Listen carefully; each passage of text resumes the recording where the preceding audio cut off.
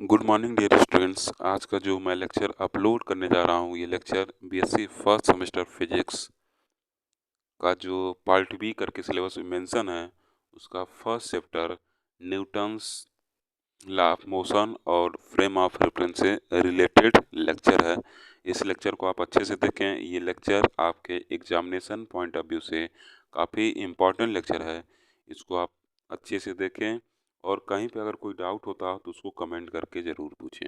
Okay, चलिए lecture को start करते हैं। देखिए, इसमें सबसे पहला क्वेश्चन जो पूछ रहा है, कह रहा कि a stone is draft from an aeroplane moving with a constant horizontal velocity, the path of the stone observed by the pilot will be parabola, straight line, hyperbola, arc of circle। मतलब कोई एक aeroplane है, उससे क्या किया जा रहा है, एक स्टोन ड्राफ्ट किया जा रहा है। ठीक, तो ये पूछ रहा है कि जो पाथ होगा, जो पायलट के द्वारा ऑब्जर्व किया जाएगा स्टोन का, वो कैसा होगा। तो सबसे पहले देखिए, अभी तो जो स्टोन है वो क्या है, पायलट के पास ही है। तो उसका जो हार्जेंटल कंपोनेंट होगा, मतलब जो हार्जेंटल वेलासिटी होगा उस स्टोन का, पायलट के रिस्पेक्ट में वो क्या होगा, जीरो होगा, क्योंकि रिलेटिव वेलासिटी क्या होगा, प्लेन भी है, इस हार्जेंटल मोशन कर रहा है, और ये क्या हो रहा है आपका, ये जो पायलट भी उसमें बैठा हुआ है, स्टोन भी उसी के पास है। तो इन दोनों का जो रिलेटिव वेलासिटी होगा, किसके रिस्पेक्ट में, उस स्टोन का पायलट के रिस्पेक्ट में, ठीक, इन हार्जेंटल प्लेन, वो क्या होगा, जीरो होगा। तो इसका मतलब इसमें क्या बचेगा, जब ये स्टोन नीचे ड्राफ्ट किया जाएगा तो बस इसका क्या होगा, वर्टिकल कंपोनेंट इफेक्टिव रहेगा, और जो इसका पाथ होगा, जो पायलट ऑब्जर्व करेगा ऊपर से, जो उसको दिखाई देगा, वो कैसा होगा, आपका स्ट्रेट लाइन होगा। ठीक, मतलब पायलट को स्टोन एक स्ट्रेट लाइन में गिरता हुआ नजर आएगा। ठीक, जो स्टोन है उसको एक स्ट्रेट लाइन में नीचे गिरता हुआ नजर आएगा। क्यों? क्योंकि एक ही रेफरेंस फ्रेम में क्या है, पायलट भी है, स्टोन भी है। ठीक, तो दोनों का रिलेटिव वेलोसिटी हार्जेंटल कंपोनेंट अगर देखा जाए तो उसका क्या होगा, जीरो होगा। ठीक, तो बस वर्टिकल कंपोनेंट इफेक्टिव होगा और एक स्ट्रेट लाइन में गिरता हुआ नजर आएगा। ओके, सेकंड नंबर क्वेश्चन देखिए। सेकंड नंबर क्वेश्चन कह रहा है कि the path of a particle situated on the circumference of the wheel of a moving car will be seen by an observer। मतलब कह रहा कि कोई एक पार्टिकल है जो किसी मूविंग कार के क्या है, पहिए के सरकमफरेंस पे है। ठीक, मान लीजिए कोई पार्टिकल है आपके किसी मूविंग कार के पहिए के जो क्या है, व्हील के सरकमफरेंस पे है। ठीक, मान लीजिए पार्टिकल है। तो पूछ रहा है कि अगर कोई ऑब्जर्वर धरती पे खड़ा है, अर्थ पे खड़ा है, पृथ्वी पर है, तो उसको उसका पाथ कैसे दिखेगा। तो देखिए, जब ये पार्टिकल रोटेट करेगा तो उसका पाथ ऐसे, पहिया रोटेट कर रहा है तो ऐसे कुछ उसका पाथ आगे बढ़ता हुआ नजर आएगा। मतलब ऐसे पाथ जाता हुआ नजर आएगा, जो किसका फॉर्म है आपका, ये जो फॉर्म है ये किसका है, साइक्लॉइड का फॉर्म है। इसका मतलब क्या होगा, ए वाला ऑप्शन क्या होगा, करेक्ट होगा। ये एक साइक्लॉइड बनाएगा, कुछ इस तरीके से कर्व आगे बनाते हुए जाएगा। ओके, थर्ड नंबर क्वेश्चन देखिए, कर रहा है कि if S is an inertial frame of reference then another frame accelerated with constant acceleration with respect to it will be. कह रहा कि यस अगर एक इनर्शियल फ्रेम रेफरेंस है, ठीक है, then another frame accelerated with constant acceleration with respect to it will be. तो क्या होगा, आपको बताए थे कि जो एक्सेलेरेटेड फ्रेम ऑफ रेफरेंस होते हैं वो क्या होते हैं, आपके non inertial frame of reference होते हैं। और चूंकि देखिए यस इनर्शियल फ्रेम है तो नॉन एक्सेलेरेटेड होगा, और दूसरा एक्सेलेरेटेड है तो दोनों क्या है, एक दूसरे के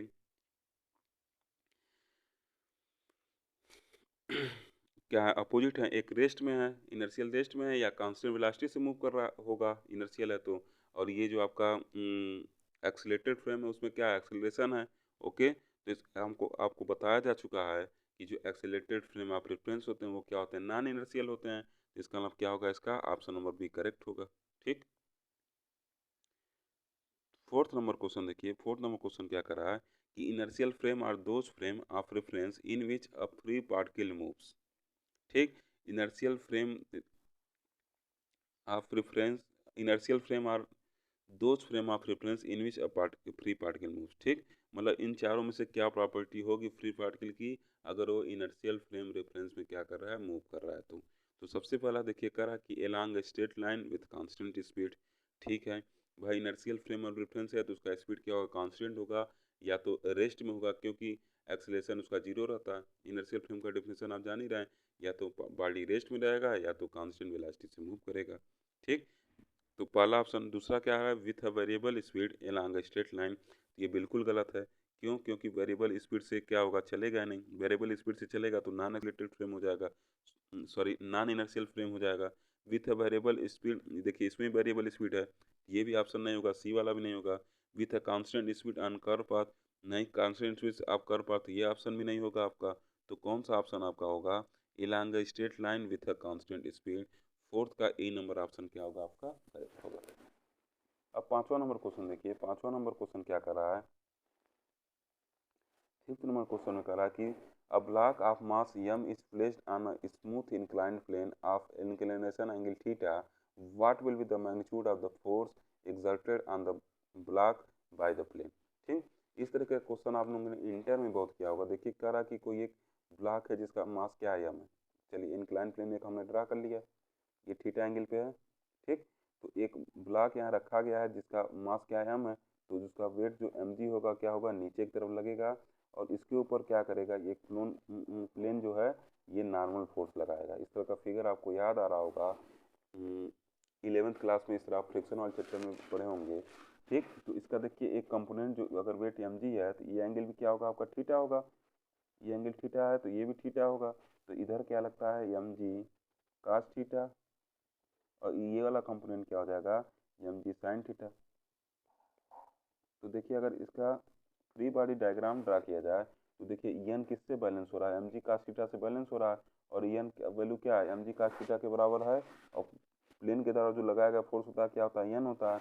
इसका मतलब क्या होगा, जो एन होगा वो किसके बराबर होगा आपका, mg cos थीटा के क्या होगा, बराबर होगा। इसका मतलब आपका डी नंबर ऑप्शन क्या है, करेक्ट है। ओके, 6 नंबर क्वेश्चन देखिए, कह रहा कि a block of mass m is placed on an inclined plane of inclination theta and the whole system is accelerated in such a way that the block does not slide along the inclined plane. The force exerted by the plane on the block will be। देखिए पिछले question से कुछ मिलता जुलता question है, इसमें बस एक चेंज ये किया है कि जो आपका सिस्टम है, जो पूरा इंक्लाइन प्लेन है वो भी क्या कर रहा है, मूव कर रहा है, और ऐसा कुछ मूव कर रहा है कि जो ये आपका ब्लॉक है वो स्लाइड नहीं कर रहा है। ठीक, तो इसमें भी आप अगर फ्री बॉडी डायग्राम इसका देखेंगे, अगर देखिए इसका मान लीजिए आप इंक्लाइन प्लेन यहाँ बना रहे हैं। ठीक, ये मान लीजिए आपकी बॉडी यहाँ पे है, तो इसके ऊपर एक इधर लगेगा नॉर्मल फोर्स, इसका mg क्या होगा, नीचे की तरफ लगेगा, और इसका ये आपका क्या होगा, mg cos थीटा कंपोनेंट होगा, इधर क्या होगा, mg sin थीटा कंपोनेंट होगा। ठीक, इतने ये सब कंपोनेंट होंगे। ठीक, तो इस तरह आप इस फिगर को ड्रा कर सकते हैं। अब देखिए यहाँ पे क्या होगा, एंगल थीटा है।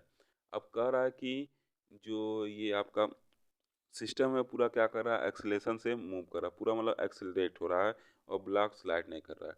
ठीक, तो जब आप इसका फ्री बॉडी डायग्राम बना कर अगर लिखना चाहें, तो जब इसका फ्री बॉडी डायग्राम आप बनाएंगे तो देखेंगे, ये देखिए इधर जो इसका कंपोनेंट आएगा, इस तरह मैं अलग से यहाँ फ्री बॉडी डायग्राम इसका बनाता हूँ। देखिए यहाँ पे अगर फ्री बॉडी डायग्राम इसका बनाऊँ तो एन कुछ इधर आपका लग रहा है। ठीक, ये एन है, ये mg क्या और आपका नीचे लग रहा है, तो ये mg नीचे लग रहा है, तो इसका साथ जो इसका कंपोनेंट आएगा जब आप फिगर में सॉल्व करेंगे, तो ये क्वेश्चन 11th का इसलिए ज़्यादा फोकस नहीं कर रहा हूँ मैं इस पर। ठीक, ये n cos थीटा हो जाएगा, इधर वाला कंपोनेंट क्या होगा, n sin थीटा हो जाएगा। ठीक, ये जो नॉर्मल फोर्स लग रहा है ये भी क्या होगा, दो कंपोनेंट में ब्रेक हो जाएगा। अब यहाँ से देखिए n cos थीटा क्या करेगा, mg के बराबर हो जाएगा, और फिर n cos थीटा क्या हो जाएगा, इसके बराबर हो जाएगा। और फिर यहाँ से अगर इसको आप देखें, अगर ये मान लीजिए एक्सीलरेट हो रहा है तो ये भी क्या होगा आपका, अगर ए क्या है इसका एक्सीलरेशन है, तो यहाँ से क्या हो जाएगा, यन साइन थीटा जो होगा ये भी क्या होगा, यम में के बराबर हो जाएगा। ठीक, इन दोनों को जो आपस में सॉल्व करेंगे, इसको सॉल्व करिएगा तो आपका जो ऑप्शन नंबर बी है वो क्या होगा, करेक्ट होगा। ठीक, इस क्वेश्चन को मैं डिटेल में नहीं बताया हूँ, उम्मीद है कि आप सॉल्व कर ले जाएंगे। ये इंटर का क्वेश्चन है। ठीक, तो ये क्या हो जाएगा, mg/cos थीटा के बराबर होगा। 7th नंबर क्वेश्चन देखिए। 7th नंबर क्वेश्चन कह रहा है कि the frame attach to any point on the earth is, ये आपको क्लास में बताया गया है कि अर्थ से अटैच कोई भी फ्रेम होगा तो आपका क्या होगा, non inertial frame of reference होगा। ठीक, 8वां नंबर देखिए, कह रहा कि the path of motion of a particle seen from another projectile will be. ठीक, तो ये आपका क्या होगा, स्ट्रेट लाइन होगा। ठीक, स्ट्रेट लाइन होगा। ये भी इंटर का ही क्वेश्चन है, आप इसको इंटर में लगाए होंगे। ये क्या होगा, आपका एक स्ट्रेट लाइन होगा। 9th नंबर क्वेश्चन देखिए, कह रहा कि the fictitious force acting on a freely falling body is of mass mass 20 kg with reference to a frame moving with a downward acceleration of 6 metre पर second square would be. तो देखिए इसमें अगर आप देखें तो फोर्स पूछ रहा है, फिक्टिशियस फोर्स, तो क्या होगा, यम इंटू ए। जो फिक्टिशियस फोर्स होगा आपका क्या होगा, यम इंटू ए होगा।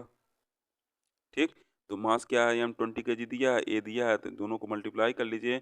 और चूंकि ये क्या रहा, डाउनवर्ड आ रहा है, तो जो फोर्स इस पे फिक्टिशियस महसूस होगा क्या होगा, अपोजिट डायरेक्शन में महसूस होगा, मतलब ऊपर की तरफ लगेगा। तो इतना क्या हो जाएगा, एम का वैल्यू क्या है 20 kg और ए का वैल्यू क्या है 6, 20 इंटू 6 क्या हो जाएगा 120 न्यूटन। ठीक, और चूंकि सिस्टम नीचे आ रहा है तो फोर्स फिक्टिशियस फोर्स क्या लगेगा, अपोजिट दिशा में काम करता हुआ नजर आएगा, तो ऊपर की तरफ लगेगा। इसका मतलब क्या हो गया, 120 न्यूटन इन अपवर्ड डायरेक्शन। ये 9th नंबर क्वेश्चन का ए वाला ऑप्शन क्या होगा, आपका करेक्ट होगा। ओके, अब देखिए 10th नंबर क्वेश्चन कह रहा कि the fundamental law of classical mechanics is, तो ये तो पता ही आपको, तीनों ऑप्शन करेक्ट होंगे आपके। ठीक, Newton's first law, Newton second law, Newton third law, ये सब क्या है, फंडामेंटल लॉ है मैकेनिक्स के। अब देखिए 11th नंबर क्वेश्चन, ये पिछले साल शायद पूछा हुआ है। ठीक, डीडू में इसको देखिए, कह रहा कि अर्थ इज अ या एन, क्या है ये। ठीक, तो आपको बताया जा चुका है क्या है, अर्थ क्या है, non inertial frame of reference है, क्योंकि मूविंग फ्रेम होता है। इसलिए देखिए इस अर्थ को क्या कहेंगे, ऑप्शन नंबर बी जो आपका करेक्ट होगा, non inertial frame of reference.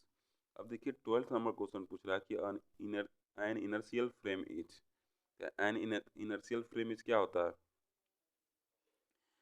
या तो रेस्ट में रहता है या तो मूव करता है कांस्टेंट वेलोसिटी से या यूनिफॉर्म वेलोसिटी से।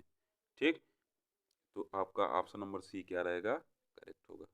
ठीक, ओके, थैंक यू।